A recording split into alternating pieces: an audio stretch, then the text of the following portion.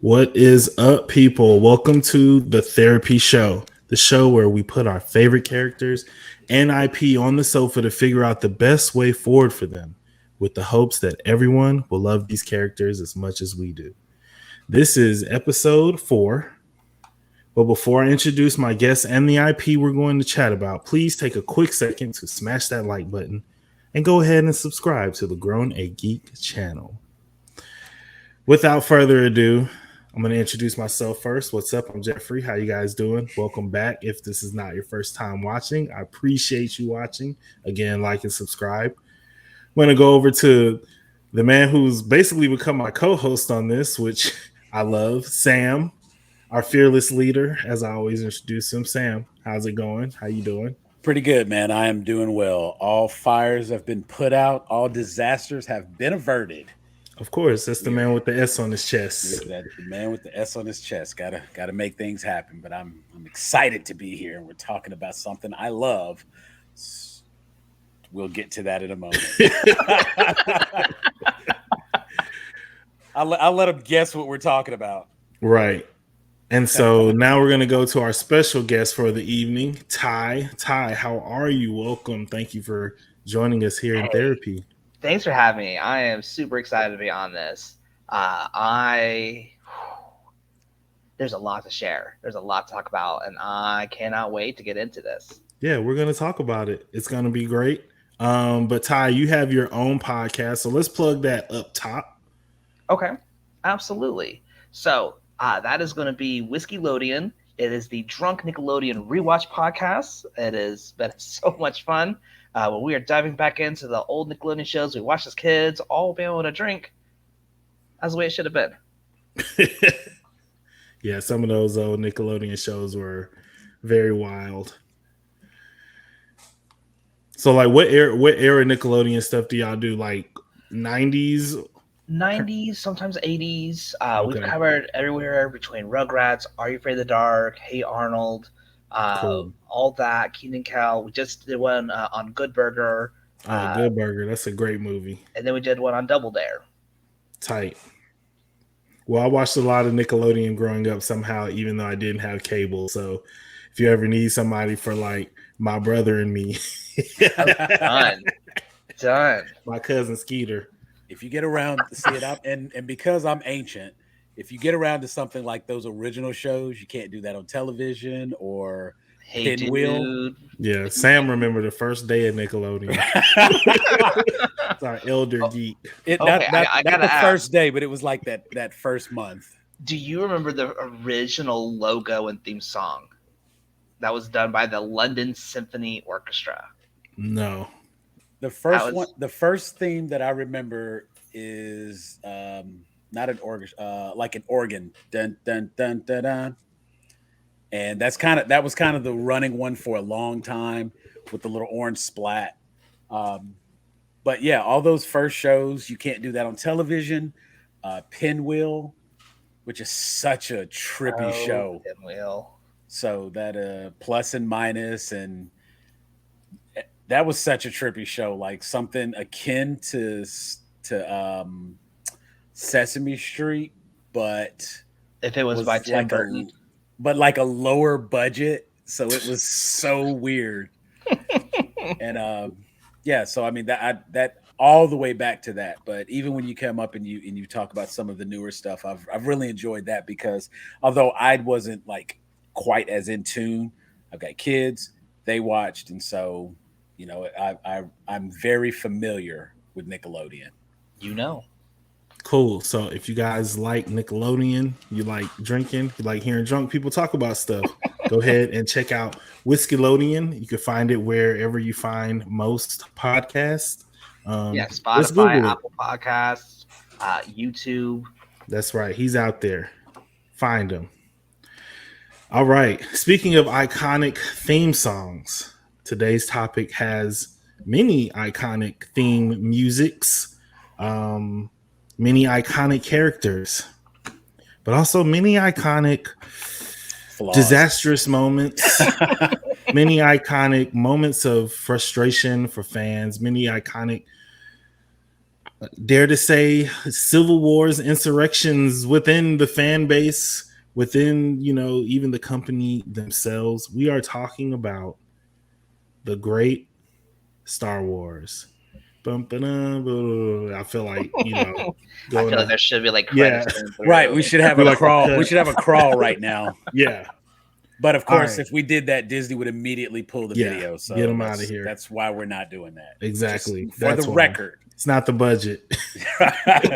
Not the budget. It's the fact that Disney would pull it. So all right. So yeah, we're talking about Star Wars. Star Wars, I mean, we all know it's like one of the cornerstone geekdom franchises at this point. Everybody kind of has an opinion on it. It was the gateway for many a person throughout time.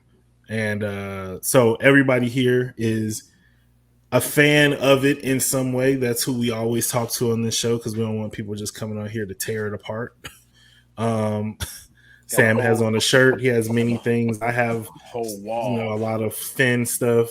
Ty, let's get into why you love Star Wars so much. Star Wars was my gateway.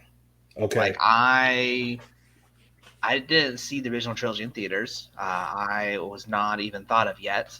Okay. But as soon as I was able to, like, that's immediately when my dad was like, "Hey, I want to raise my son right. I mean, I do a lot of things right, but I want to raise him right and show him Star Wars." And like that was the beginning. Like everything else just kind of fell in line. I had a toy Boba Fett that was like my go-to toy to play with, and like I have seen all of it. I am not ashamed of it. I even got a lightsaber that my brother got me, and then subsequently my toddler broke it. So I don't have a son anymore. He's been and so I can't have nice things anymore. No, I feel you. Get it. Cool. Sam, our elder geek. So tell us what it was like in 1977 at the original opening. So I did not see the original opening in theaters. I did see Jedi in theaters. That was by the time Return of the Jedi came out, I was able to actually see that in theaters. And I do actually have memories of seeing that in theaters.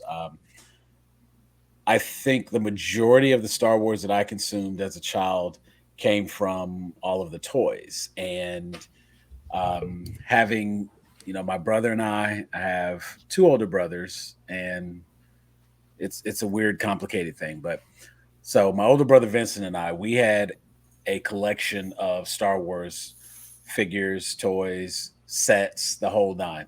We actually had one of those original Millennium Falcon toys. We had the characters that could fit inside the cockpit. We had the Chewie, we had the Han, we had Luke, the whole nine. And having that early introduction to something sci-fi and mystical and almost magical was without a doubt the definitive gateway into a larger culture, a larger culture, a larger right. Geekdom. And even in my youth, as far back as it was, there was always Star Wars was the thing you could always talk to with the average person.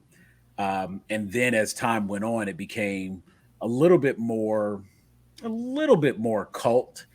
And there was so much more out there. Star Trek became really, really big, and people started branching off into different avenues and different aspects of their geekdom.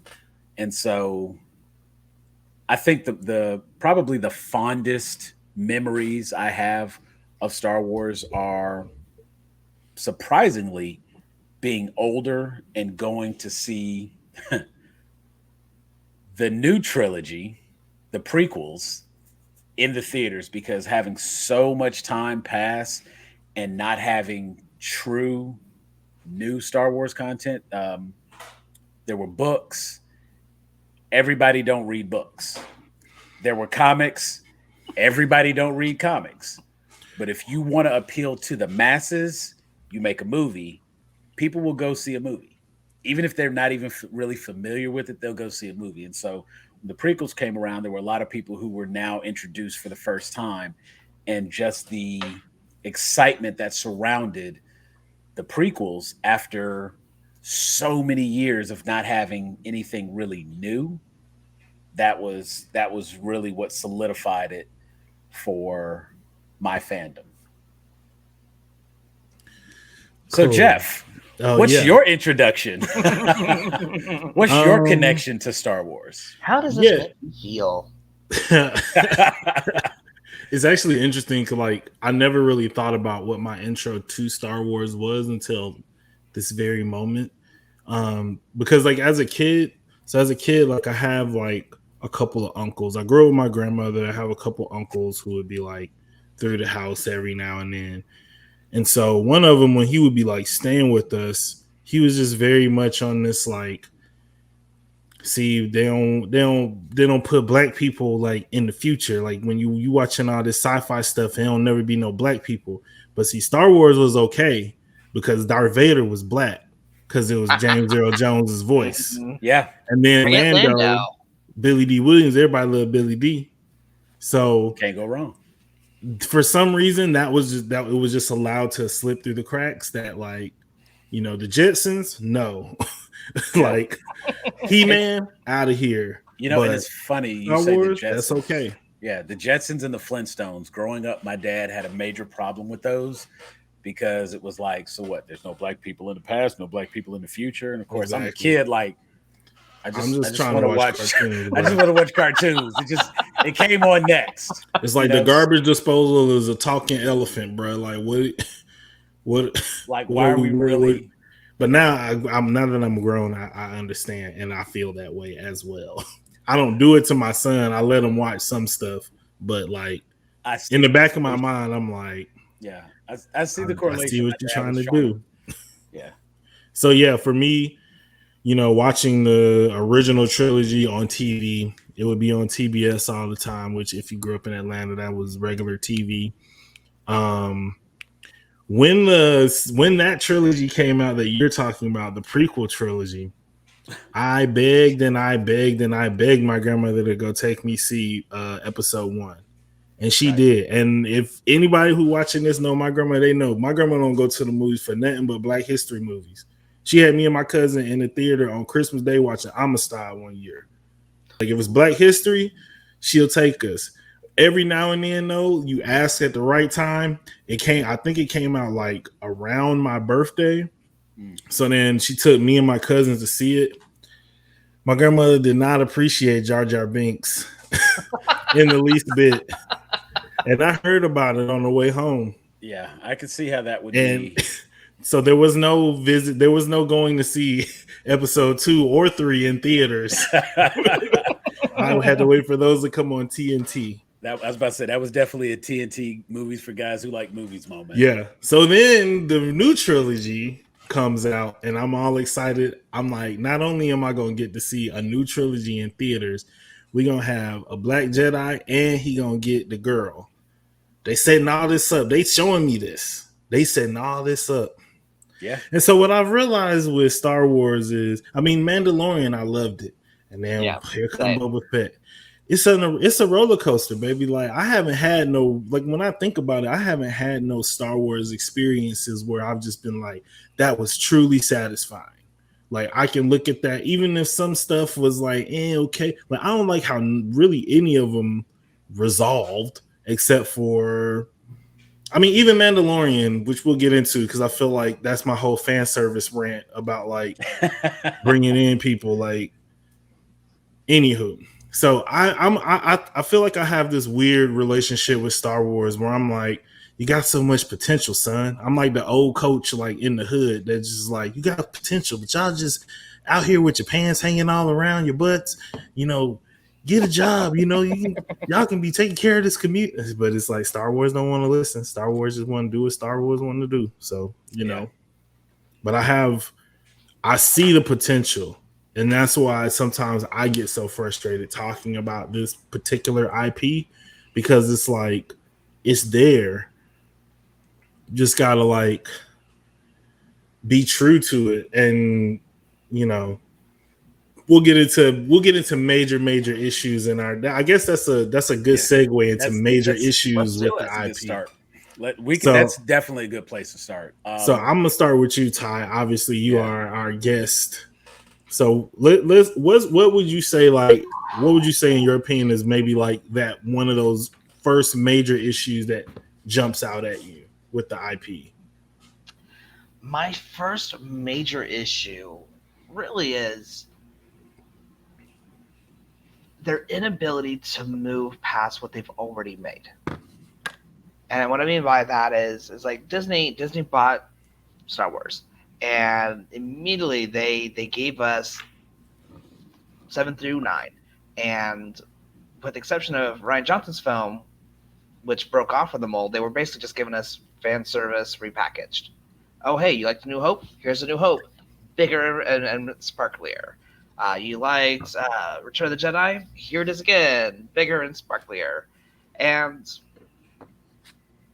it's almost like they set themselves up to fail, because now they're trying to compete with our nostalgia. They're like hoping, hey, you really love these things.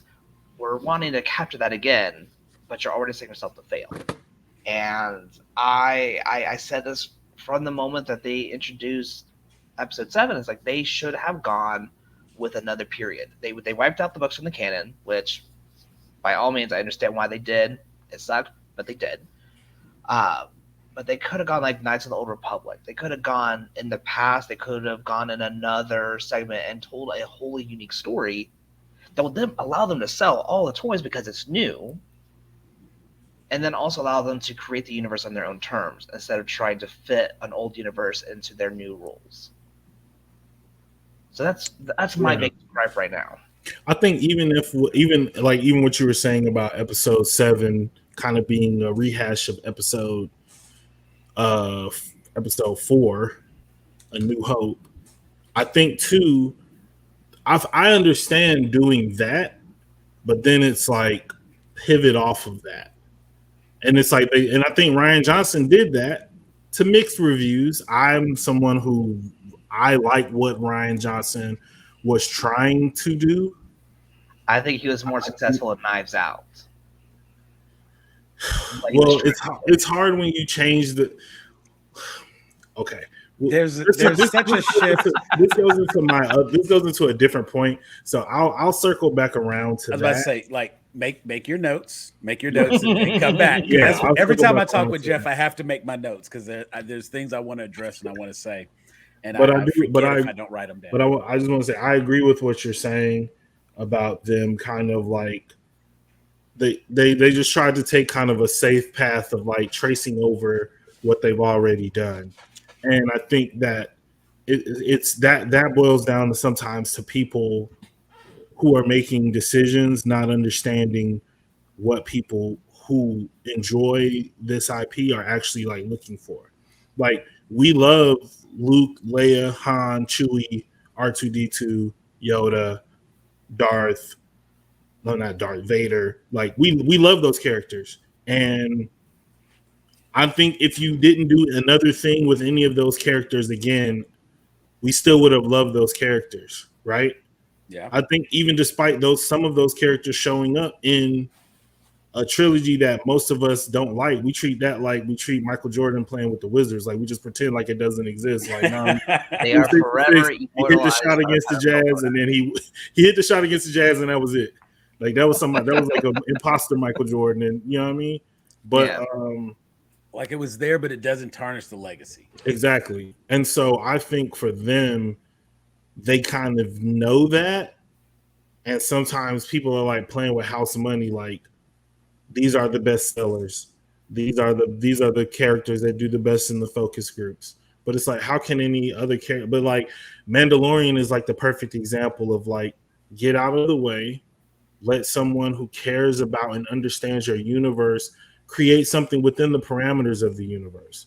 So it's like, okay, Mandalorian is set in a time where some of our favorite Star Wars characters can and have shown up, but the show is about a brand new character, and we are engaged because the show is about a brand new character, and we are seeing how he navigates this landscape rather than seeing a character who we already know and understand. Like we got BuzzFeed's quiz about their psychology. Like when we watch those characters, we're like, would he do that? Would Yoda do that? Would Luke say that? Here's what I will say. I feel like the reason why The Mandalorian worked is because they kind of took the Marvel formula of putting fans in charge of creating it. I mean, you have both Dave Filoni as well as Jon Favreau, huge fans of Star Wars, so they're able to keep the spirit of what they love. I thought you were talking about fans like no, like internet polls. Kevin Feige. You mean like creators who are actually fans of the IP involved? Yes, Kevin Feige, huge fan of Marvel, is able to create a cohesive universe. Exactly, because he understands like the connective threads. You know what I mean? I think one of the issues that kind of Star Wars has that Marvel doesn't have, though, is that Marvel has all of these comic books, and they have all of this. They have like the literature. They have the threads are connected already. It's just a matter of how do we show it? How do we? But that lore that we want to visit has been. So let me jump in here. So this is where, when I look at the problem with Star Wars, is all right, Jon Stewart. You have this established universe, and although it's not established to everyone, it's there. And as Ty pointed out, when Disney bought Marvel, the very first thing they did is they said, okay, this is now Star Wars Legends. None of that counts. So right off the rip, the very first thing they did with Star Wars was piss off half the fan base. Just right off the bat. Let's just immediately piss off half the actual, and it's one of those situations where you have to be mindful of, I guess to some degree you have to be mindful of gatekeeping, because I'm not going to say someone who hasn't read every Star Wars novel, I'm not going to say they're not a fan of Star Wars, but some people will. But some people will. The problem. And that's part of the problem. But that type of gatekeeping exists in every IP that's out there. So Star Wars isn't exempt from that. I think the biggest issue is that what kept Star Wars alive for all of those years during the periods between Return of the Jedi and Episode 1 were the people who were reading those books, were the people who were the super fans, to not exclude anybody, but the people who went out, purchased the books, were reading those novels, were keeping up with the extended Empire and things like that, and Shadows of the Empire and all that type of thing. Everybody who's played all the video games that came out in between the time, everybody who's been a part of this expanded universe that was created off of 3 movies. They're the ones that kept Star Wars alive and invigorated and hopeful. So when they made the prequels, those were the first people with butts in the seat. Those were the first people running out, standing in line, buying tickets, things like that. Because here's was an opportunity for us to see all those things that we wanted to see and get a little bit more, because it was something new. Episodes 1, 2, and 3 came out. Each of them have their own issues, if you will, but each of them have their own issues. But overall, when The Phantom Menace came out in 1999, that was a turning point, because the last time we had something was 1983. So from 1983 to 1999, there were a couple of video games in between, and there were a bunch of books. If you didn't read those books and you didn't play those games, there was no new Star Wars. It was TNT and TBS showing Return of the Jedi, Empire Strikes Back, and Star Wars over and over and over and over. Then we started getting these other little things sprinkled in from here and there. And as soon as we got Episode 1, boom, that was the gateway that opened up the door to Clone Wars. That was what gave us all of this new content that just came rolling in as a result. And now it was like Star Wars every year, something new, something great. And it was just more and more and more and more. And for those people who were stuck on just the books, when Disney came in and said, okay, all those books, they don't count anymore. What? For me as a fan, it's kind of like for anybody who says Dragon Ball GT isn't canon. Do you know how hard it was for me to get Dragon Ball GT in 2001 with like crap internet and no Toonami, and like we only had Toonami. We didn't have like Crunchyroll or Funimation apps and things like that. So to be able to watch those episodes, it was work. It took effort. So for somebody to come back and be like, "Oh, well, GT isn't canon," as much time and effort as I put in to watch those, no, it counts. It counts. So except I hear it doesn't. What you're saying. I don't know about Dragon Ball GT, but except it doesn't in the Star Wars thing. Well, and I think and that's only because to your point about I think to your point about the gatekeeping, the issue with gatekeeping in other fandoms doesn't matter because enough people see that stuff. I feel like in Star Wars, like the gatekeeping actually like affects the product in a way that it hasn't with like I feel like not quite as bad as like DC, but like I feel like sometimes it affects the product, especially when you are using characters that are like well known and loved already, because people are coming in arms folded like, well, what you got? What's he gonna do? Instead of coming in minds open, like when you watch Mandalorian and you're just like, okay, this is a new dude who looked like Boba Fett. I don't know none of these people. I just know this is in the Star Wars universe. I've been to this saloon before. I know what goes down here. You get on board because of the universe. And I think But I think that goes to what you mentioned earlier as far as we got something new with Mandalorian. Yeah. And that's the one thing that Star Wars, if I had to say that there is a single flaw to Star Wars, Ty already pointed it out. They can't get away from what they've already done. They're so afraid to break new ground, even though this is an entire galaxy and far away. And also the fact that they're so good at making new stuff. Like most of the new stuff that they make is actually good. The things that are terrible are the things where you're trying to like over explain like the midichlorians or whatever. Like we don't care about that, bruh. Write that in your journal, George Lucas, and like as you building your universe, cool. But we don't need I don't need an on-screen science. Like this, not X-Men. Jeffrey, you had made a point before we started recording about like the copyrights and how the books themselves often were contradictory to each other. Right. And I think to appease both opinions, what they really should have done is they should have been like, all right, well, that's legacy. But they could have just done what DC did when they would do a whole revamp and take the stories that worked and bring it back into the current universe. So they could have picked and chose what they wanted, but they didn't even do that. So I totally get Sam's frustration. I understand. I did it. Disney probably was like, I ain't reading all this.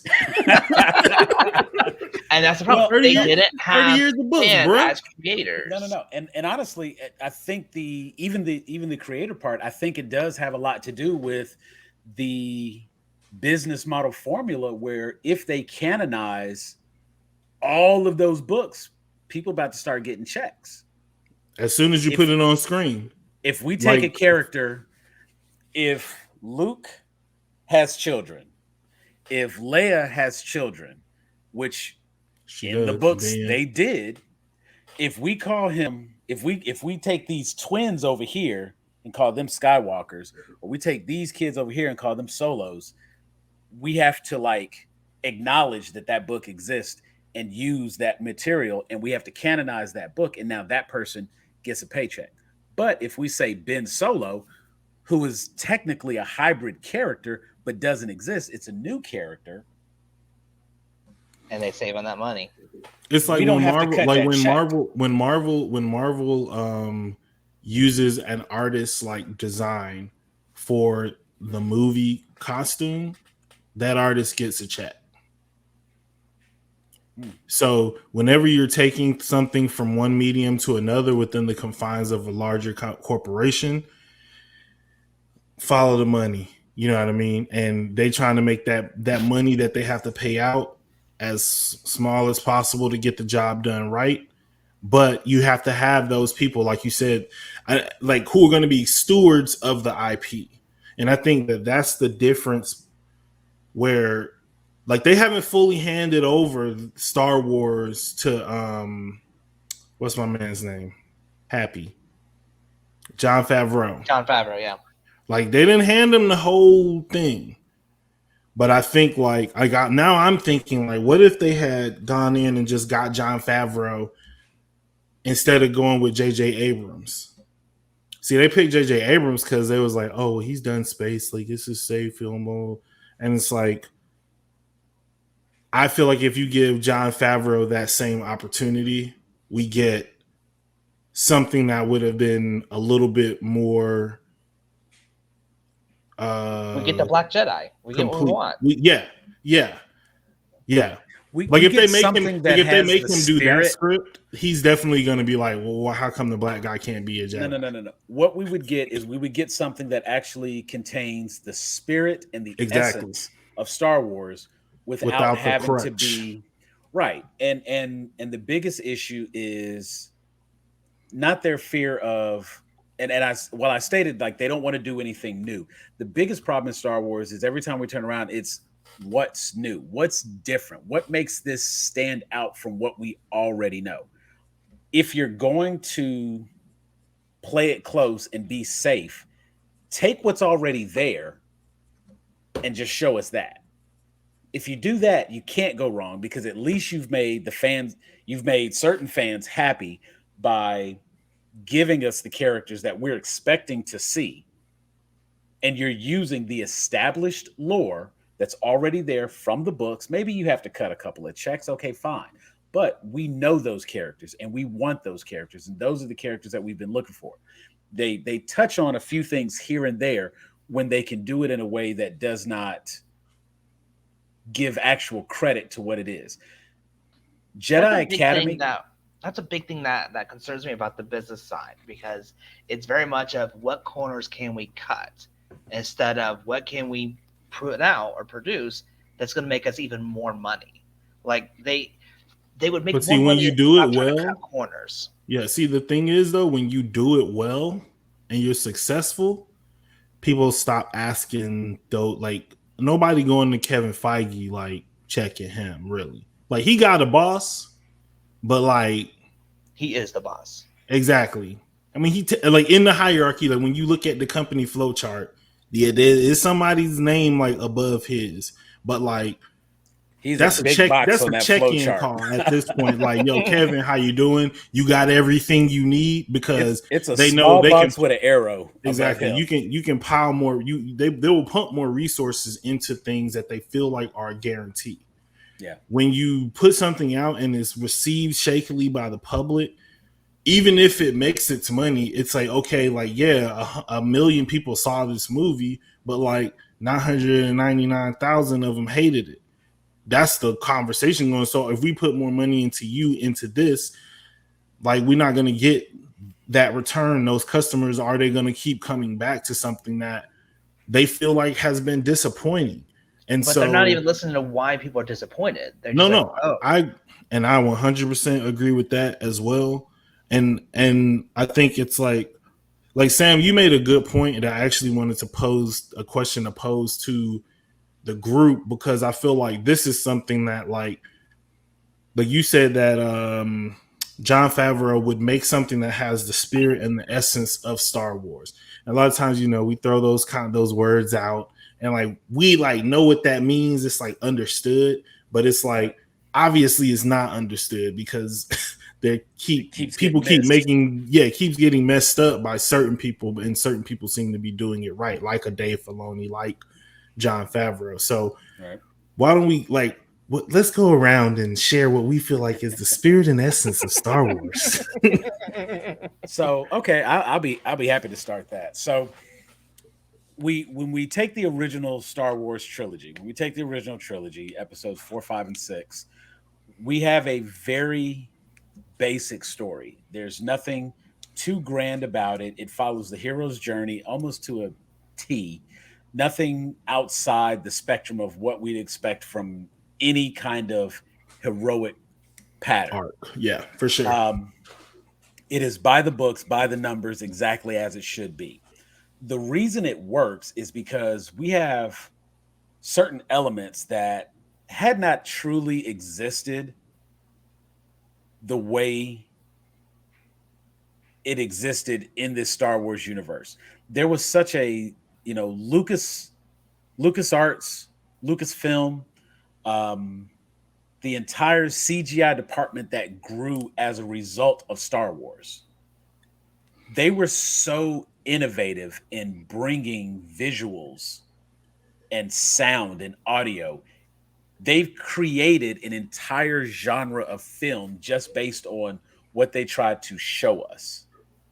And that has stood the test of time. I mean, despite the like one of the biggest flaws that I had with episodes 1, 2, and 3 versus 4, 5, and 6 is they tried to get a retro look with 1, 2, and 3, even though the technology was far superior. And it's not exactly a period piece where we're not trying to do like World War II. We're not trying to do medieval times. It doesn't have a set place in time. It's partly futuristic, but it seems very retro at the same time. And that's really hard to pull off. So episodes 1, 2, and 3 tried to accomplish that as best they could, and it didn't work. Um, the movies looked too good because the technology was available to make them look that good. And yet there were certain things we wanted. We got our lightsabers. We saw the force being used. All those things that were amazing to see in the original trilogy looked so much better this go round. But then there's the other parts of it where what exactly is the time period of Star Wars? Is it A long time ago. futuristic? A galaxy far, far away, you know, but it's also like they have future tech with a lot of retro day to day. And so Yeah. it when you look at that movie in 99, 2000, 2002, it starts to it's confusing. You know what makes you know what I think makes it look retro more than the tech, because like you see stuff like that in other science fiction stuff like Star Trek. You have a lot of that where you have a civilization where they have warp tech, but they still believe in like the Klingons, for example. Like they're futuristic, but there's very primitive, primal things about their culture and how they express themselves as well. But I think that the like editing, like them still trying to do the like swipes and the little like circle edit thing to go to another scene, and I'm just like, I thought Yeah. they just did that back then because like that looked cool then because you never seen it in 19, like we've seen that. And like we know Star Wars is an old movie, and that's one of the things that like makes it old is the editing. You know what I mean? Like Yeah. we can tell this same story in this universe with like the current technology, so it feels of the time. It doesn't feel like I'm watching like one of the old talkies. Not a talking a movie. Hey, let's go see that moving picture. Like, yeah. But I mean, and to some degree, that is without a doubt, that's one of the downfalls. But if you take something like, okay, the the concept that George Lucas had, and he's talked about it many times how it was Western, it was old samurai, how he drew from all these different themes for the characters. When you watch something like The Mandalorian, you get that full on Western vibe. You get the desert, you get the tumbleweeds, you get the quick draw, you get the blaster on the side, you get the man of few words and a lot of action. You know what I'm Get saying? the music. You get the iconic music. All of those elements are in place, and all of those things are part of the original draw and the original um allure of Star Wars. So when The Mandalorian did it, we had a brand new character that wasn't from a book, that wasn't from a series, it wasn't from a game, it was just something new. But it fell into a time period that we were already familiar with. It fit exactly the way it was supposed to. It told a story inside a galaxy that didn't revolve around initially this very, very small The sect oligarchs. of the galaxy. Everything he was doing was completely, I mean, like, honestly, it seemed like he didn't even know about those things because this is a huge galaxy and he's out here doing his thing where he is on these other planets and he's a bounty hunter, you know, do a job a week and make some money, do a job a week, make some money. You know what I'm saying? And that's how it was running for him. And that worked. And then there was something that we were familiar with, but didn't have a lot of information about in the character that we call Baby Yoda. That was something that was familiar and it had the same appeal and cuteness and it was something that kind of tied us into what we already know. So we liked that, but it didn't harp on, like, we didn't have the weird funny talk and stuff like that. So they were able to still give us what we know and make it familiar. And that's where the spirit comes in, because we saw whatever race of creatures that is. We've only seen two the entire series. And now here's a third that we're seeing for the first time. So it's kind of a big deal, but they just kept it very simple. The fourth one, it was another one in one of the prequel movies, wasn't it? Wasn't it like a Lady Yoda? Yeah, that's two. Yaddle. Was that her name? Her name is Yaddle. You have Yoda and you have Yaddle. All right, Ty. She was on the council, but that's, again, we only have two, and Grogu is number 3. Oh, I thought you were saying there was a third one after Grogu. I was like, I'm gonna have to go back and no. see if I missed that. Grogu is the third. Got it. Ty, in your own words, the spirit, the essence, Star Wars.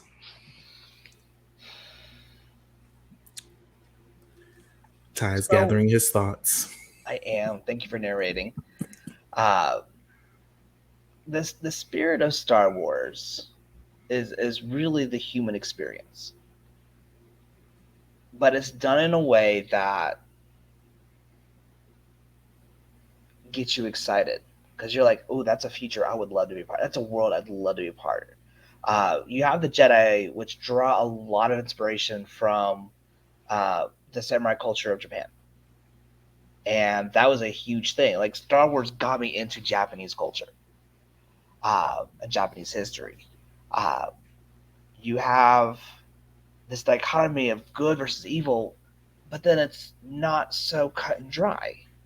You have this person who is apparently the epitome of evil, Darth Vader, but there's still good in him.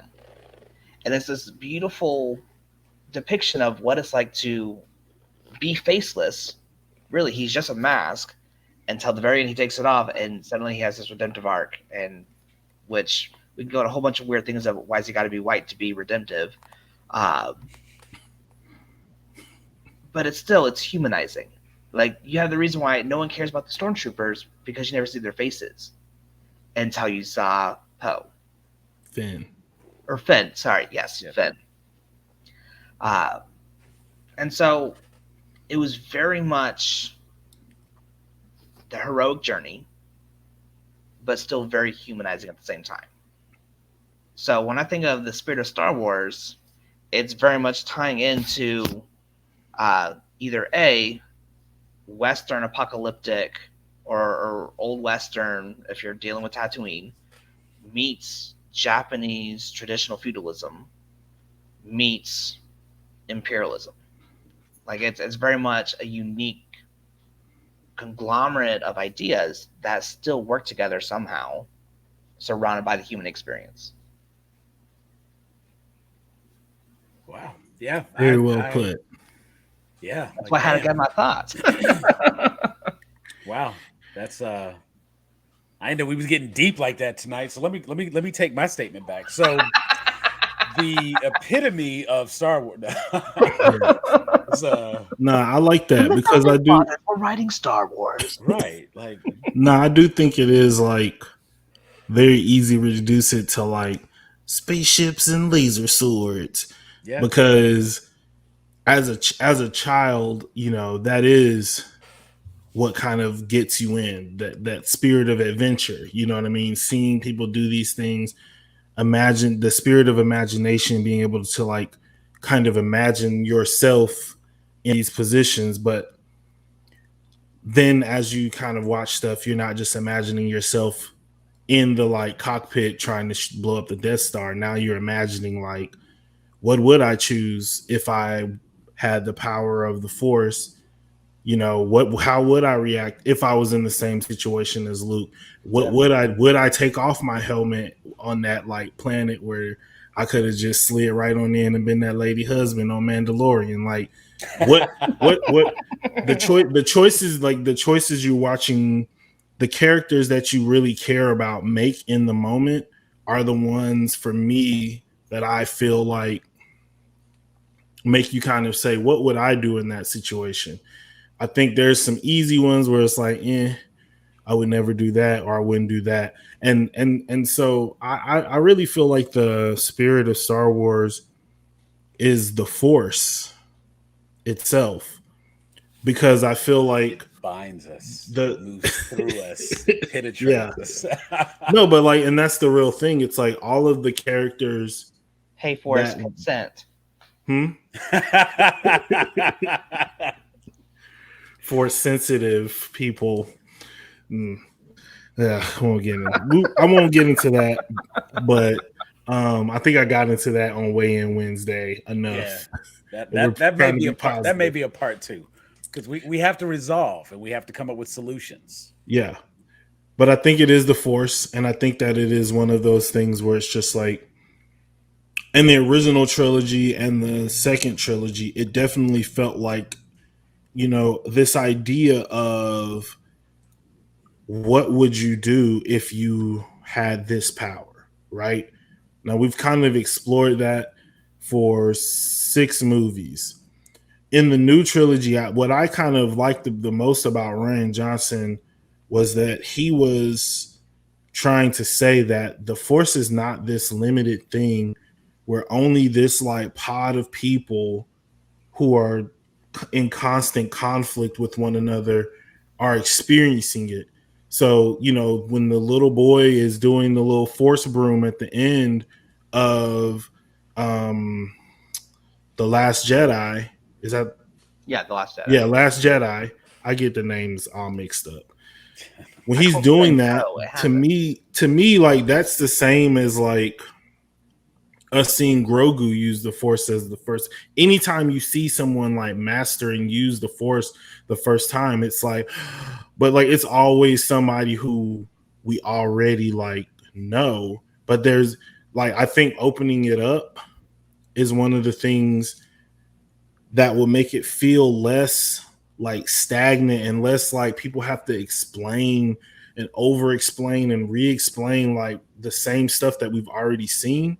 But like, let's get back to the spirit of adventure. Let's get back to the spirit of not necessarily exploration, but like exploration in terms of like, we are exploring like new universes. We're going to new planets. Like, we've been to Dagobah, we've been to Tatooine, we've been to, like, let's go some new places. Let's add to the Rolodex. Because even in the stuff that I feel like you guys are talking about with the books, it's like all of those things are still very like centered around the Force and how the Force like guides these ideologies that kind of have the galaxy like seemingly on edge, but at the same time balanced.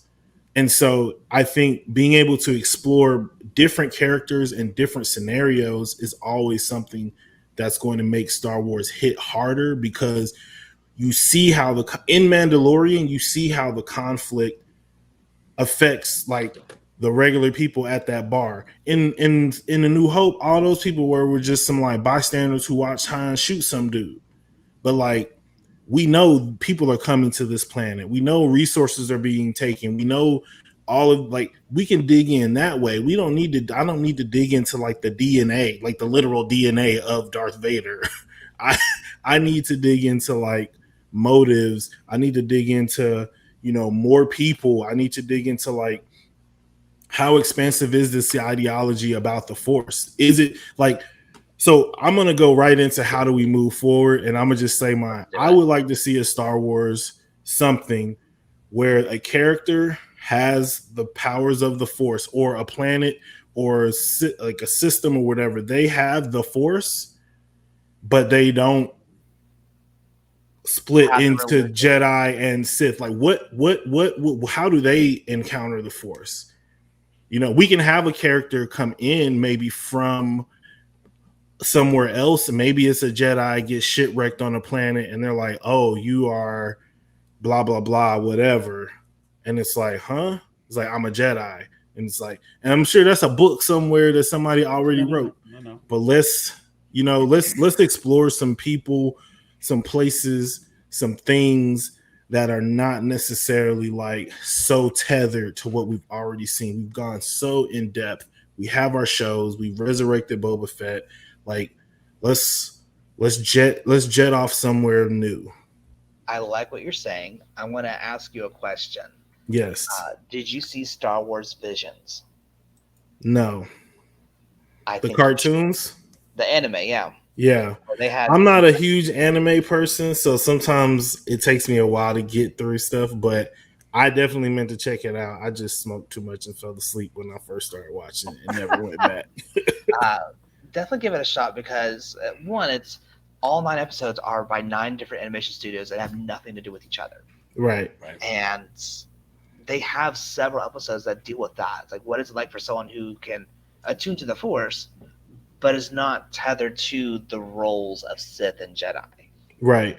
And like, I would like to see that not like relegated to a Disney Plus like special anime thing. I would like to see a story like that on the big screen as a series. Like, let's like really, really explore. I mean, I think even if you want to look at the last movie, even though they like screwed everything up, it's like, okay, then let's go find all these like kids.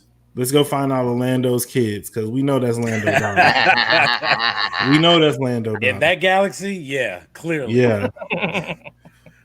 Well, I mean, and okay, so I think one of the reasons that the movie Rogue One did so well is they kept their Jedi to a minimum. Yeah. And they didn't have Jedi? Yeah, the guy was Force sensitive, but they had just the blind dude. They had. He wasn't even a Jedi, was he? He wasn't. Chirrut Imwe was not. No, he was literally. He himself was literally, honestly, at this point, spoiler alert, but yeah, Darth Vader's in it. And the heart of the cards. And so that's where they bring in an actual lightsaber, and there's a whole scene. It's whenever it's a person of color, they Force sensitive or some offshoot of Forcedom, but not a Jedi. Everybody else not be even like a Sith. Lightsaber swinging. For a Sith. I mean, you have. But okay, you can't just have Mace Windu. Totally understand, but they did have Mace Windu. But we just had no. Wait. We didn't have Mace Windu. We had Samuel L. Jackson. That's a difference. That's literally a difference. Okay. If you want to make that legitimate, it needed to be someone like Finn, who isn't a name like Samuel L. Jackson, who technically at the time had only done like 1 or 2 things, some small production. Attack the Block was, I think, his biggest role to date. That movie's fire too. That was like scary though. That was his biggest role to date, and having him come in, actually making him a Jedi, that would have been like, boom. Mm-hmm. That would have opened up the door to a whole new fandom that they tried to tap into and messed up. Mm-hmm. But getting back to Chirrut. Put us on the poster with the damn lightsaber. What makes Chirrut work so well is he is in fact he's like a warrior monk. He's one of the guardians of the Wills, and he is technically not a Jedi. He's not a Sith.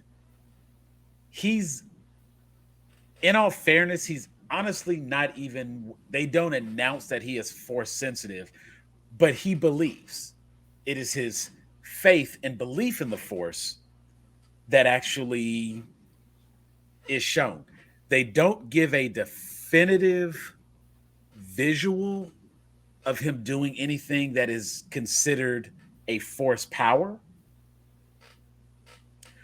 But we watched this blind man. Now, granted, it was Donnie Yen, so if he did anything else, I'd have been upset. But we watched this blind man beat these stormtroopers' asses with a stick. You know what I'm saying? And his whole thing the entire time, he just kept saying, "I am one with the Force, and the Force is with me." He never proclaimed to be a Jedi. He never expressed to be a Jedi. And so that's one of those times. The reason that character works so well is he was a character who was not a Jedi, showed the potential, showed that force sensitivity, but was in fact not a Jedi or a Sith. And he was a fantastic character for it. And he made you think about the Force in a different way than you thought about it before. Because everything up until this point was you either have the Force or you don't.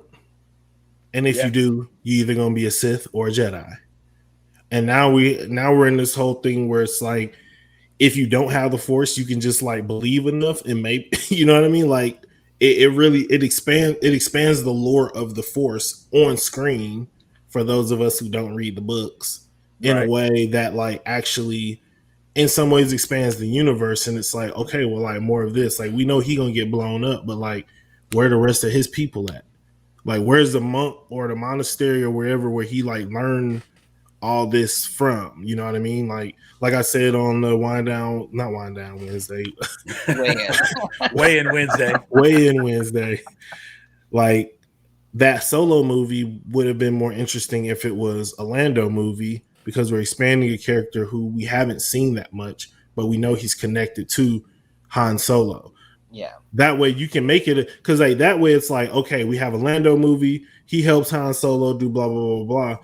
Lando 2 is easy. Like now we learning how he got to be like top dog in Cloud City and all that stuff. Like that's the story that I think people want to see. Like I don't care how Han Solo got from that poker game to the cantina. Like he was probably doing all kinds of like boring stuff, getting dragged through the dirt, getting beat up. Like he's not a character that I want to like follow unless he's helping on the hero's journey. But because he's the big name, the big three. Yeah. He is the most popular of the big three, like by far. That's fair. Like they're gonna go that route because that's the safe route. But with somebody who's less famous than the person who they got to play Lando. On top of that, because they had. You could have called that movie Lando. You could have called that movie Lando, and that would have. They should still go back and do that. It's not too late. Like I would still go and watch that. But I mean, yeah, like that's one of the times where they're not listening to the fandom and they're not watching or paying attention, because we have all these moments, and that's it. The relationship most people have with Star Wars, myself included, Star Wars is like a toxic relationship. You love it and you want it to be so great, but it just keeps pissing you off and disappointing you and setting you up. And then they do one thing good. And although you should know better, you're going to give them another chance. You're going to give them another chance. You keep giving them another chance.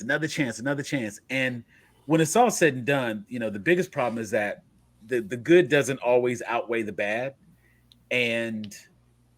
But because you're so in love, you're blinded, and you just pretend like that didn't happen, and you just overlook this and overlook that. And we're at the point now where people are starting to realize that they're in a toxic relationship with Star Wars. Yeah. And they're starting to put their foot down, and they're starting to really complain, and they're starting to say, like, what the hell is Boba Fett? It was better when there was mystery. you've shown me stuff that does nothing for the character, and I'm supposed to lap it up just because it's got a crawl at the front? No. Watching somebody get dragged through the dirt is not like it's not endearing me to this person. Hey, you know what makes you feel like a badass? Getting dragged in the dirt. Here's what I'll say about Boba Fett. I really enjoyed him in The Mandalorian. He his spirit and essence was very true to form in The Mandalorian. And then they go in the Book of Boba Fett and they're like, nah, fuck that shit. He's got honor now. And it's like, no, he doesn't. He literally said, I will do whatever it takes to get my fucking armor back. I will kidnap a kid. I will cut a bitch. I will do what I need to get my armor back. And now it's like, oh, well, now I care about other people's feelings. It's like, no. That was not honoring the spirit and essence of that character in Star Wars. But to even go further into how to move forward, Disney has to create their universe. They can't just keep lavishing or laminating what they've already got. They got to build something new now. Mm-hmm. And that's how they're going to move forward. They can create the lore that they need to, but in order to do that, they have to give creative control to creators who are also fans of the IP. The only I'd certainly agree that they have to create a universe, because when Disney came in and they took over and they said, we're in charge now, all the books are legends and it's no longer canon, they haven't done nothing to establish what is canon. They made 3 movies riding on the coattails of the existing movies. And as a result, there was a conflict of directors and there was no cohesion on this story. So I would say the biggest, this is probably going to be like, this is my final thought for Star Wars. My 3 points and my 3 big issues with Star Wars are: what's new, use the established lore, and remember what Star Wars is about. And Jeff, when you mentioned the Force, everything is connected, I kind of want to get away from everything being connected. We are talking about a humongous galaxy. Like you mentioned, there's all these planets. There's more than Hoth, Dagobah, Tatooine, the Outer Rim. You know what I'm saying? Like, it's a whole galaxy. And if you're going to be blowing up random planets we've never heard of, weren't there people on that planet? Are they infected by the Empire or the First Order? What do the people on that planet do? You give me Jen Erso and show me her backstory. Take the characters who have interesting lives and do interesting things and focus more on those smaller stories. Take The Mandalorian, smaller story. Give us this whole world. And I think it kind of ties in what Ty is saying as far as build this universe. Star Wars is bigger than the Skywalkers. And if we can't get away from that family and talk about all this other stuff, they are going to just slowly kill themselves, unalive themselves, because this will end up on YouTube or something. Star Wars will unalive itself if it continues down the path it's on. They have to stop being afraid to do something new. And every time they do something new and it works, they almost ruin it by going back. Anybody could have shown up on that ship at the end of Mandalorian, and it would have been fine. And it would have had the exact same effect. It would have had the exact, because now you've actually created a plot hole, whether you meant to or not. True, you gave us a little fan service and we love it. And, you know, I'm not going to act like I wasn't hyped that day, but a week later, I was like, man, they ain't had to do that. There was like 10 other characters that could have been. And they would have done great to use any one of those characters. But by going the safe route and doing really what was expected, they're afraid to break new ground. So build out that universe, Ty. I love that idea. That's I'm gonna start ranting in a minute. So Yeah. All right. Let's go to you for your final thoughts. Okay. Final thoughts. Disney, I'm gonna talk directly to you. You gotta stop trying to be a better version of the X we had. You gotta be you. And you gotta let Star Wars be Star Wars. Don't try and give us the same thing we loved. Give us something that's true, authentic. We will validate you. But you got to do more than just try and rehash what we've already gotten. We broke up for a reason. We need something different. I may have a type, but you're not her. I'm with you. I like that is you are dead on with that. I feel that in my soul. That was awesome, Tough. Yes. Yeah. And I think I just wanted to address what you were saying about the Force and stuff being connected. I don't even think that like it has to be called the Force. I'm just more saying like that seems to be the thing when I think about Star Wars, that like whatever that thing is that's inside of those characters, whether it's the Force or however you want to call it, seems to be this thing that like kind of motivates people to go above and beyond for greatness. It motivates, like, you know, Star Wars really is a story about the average Joe out of nowhere realizing that like just he has more inside of him than he ever knew. The human experience. It's about, you know, look inside yourself, realizing your potential. And I think even, you know, a character like Mandalorian, like, sure, he's a murderer, but like he looks inside of himself and realizes he has the capacity to care for another person, and he doesn't have to live this life of loneliness. Darth Vader looks inside of himself and says that even though he's done all of these wrong things, like he has the capacity to care for his son and not, you know what I mean? Like all of these characters eventually at some point look inside of themselves. And when Star Wars fails, it is when these characters look inside of themselves and find nothing, or they find something that we, the viewers, don't understand how they got to that conclusion. So when we look at a character like a Boba Fett, sure, him getting dragged through the desert and these people take him in and, you know, they give him Stockholm syndrome and he becomes one of them and he gets the tree root and makes the weapon and all that stuff like that. But like, so now Boba Fett has looked inside of himself and found a caring human who wants to just create a sustainable, like sustainable, like economic ecosystem. And like, is that fascinating? Is that interesting? Is that even like, is that what we think of when we all those years playing with those Boba Fett toys, drawing that cool ass helmet, you know, thinking like coming up with stories about what happened when he got like eaten up and if he got out, how he got out. Like we didn't for him, you know? Yeah, it's like we didn't do all that imagining for you to make this dude like the Good Samaritan. You know what I mean? So I think what they really need to do, and I think we've all kind of touched on this, just kind of wrapping up. I think what they really do need to do, I agree. I think they need to just give it all to Jon Favreau and let him figure it out.